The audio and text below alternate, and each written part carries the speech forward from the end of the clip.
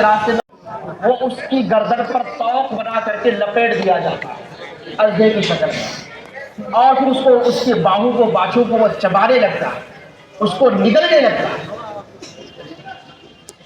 تو قرآن پاک میں تو اللہ رب العزت نے ان لوگوں کو جو سونا اور چاندی جمع کر کے رکھتے ہیں، والذین یکنزون الذهب والفضة ولا ينفقونها في سبیل اللہ فبشرهم بعذاب علیم، کہ جو لوگ سونا اور چاندی کو یعنی اپنے مال کو جمع کر کے رکھتے ہیں، ذخیرہ کر کے رکھتے ہیں اور اس کو اللہ کا خرچ نہیں کرتے، تو آپ انہیں دردناک عذاب کی خوشخبری دے دیجیے۔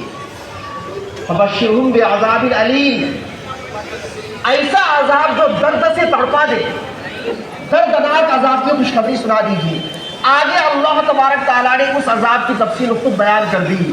کیا کیا جائے گا؟ اس مال کو، سونا اور چاندی کو تپایا جائے گا، پگھلایا جائے گا، اور اس کے ذریعے سے اس کی پیشانی کو داغا جائے گا۔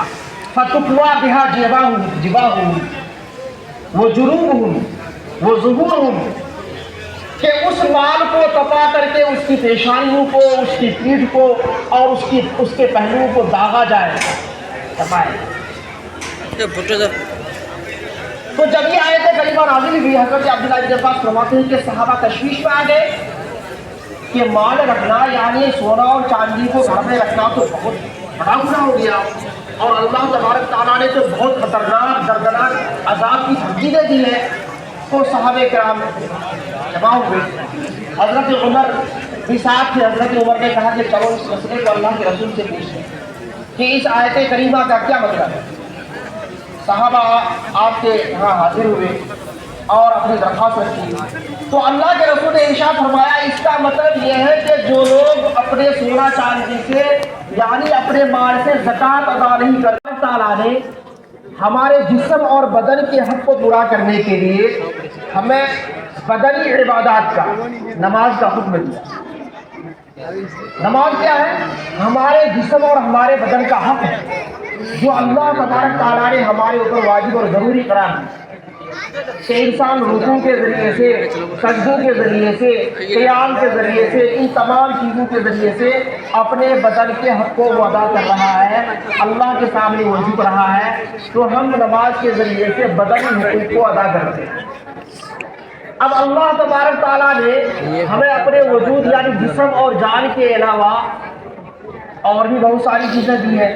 یہ جو ساری دنیا ہے، دنیا کے اندر جو یہ مال و متاع ہے، یہ اسباب و سامان ہے، یہ کاروبار، سونا چاندی اور اسی طرح زمین جائیداد، بزنس، تجارت، یہ سب مال ہے۔ تو اللہ تبارک تعالیٰ نے مالی حقوق کی ادائیگی کے لیے اور مال کو پاک صاف کرنے کے لیے اس میں بھی عبادت کے پہلو کو رکھ دیا کہ جس طرح تم جسم اور بدن کے ذریعے سے اللہ کی عبادت کرتے ہو تو تمہیں اپنے مال کے ذریعے سے بھی اللہ کی عبادت کرنی ہے۔ زکوٰۃ صرف پیسہ کو خرچ کر دینے کا نام نہیں۔ جس طرح انسان نماز کی نیت کے بغیر رکوع کر لے، سجدہ کر لے، لیکن نماز کی نیت نہیں کی تو اس کی نماز نہیں ہوتی، اسی طرح جو شخص نیت کیے بغیر زکوٰۃ کو ادا کرتا ہے اس کی زکوٰۃ نہیں ہوتی۔ زکوٰۃ کو ادا کرنے کے لیے نیت کرنی ضروری ہوتی ہے کہ میں نے یہ 500 روپے یا 1000 روپے زکوٰۃ کے ادا کیے۔ تو زکوٰۃ کیا ہے؟ یہ ہمارے مال کا حق ہے جو اللہ تبارک تعالیٰ نے ہمیں دیا ہے، اور اس کے ذریعے سے کیا کرتا ہے؟ اللہ تبارک تعالیٰ ہمارے مال کو پاک و صاف کرتا ہے اور اس کے اندر اضافہ کرتا ہے۔ خذ من اموالہم صدقۃ تطہرھم، اللہ تبارک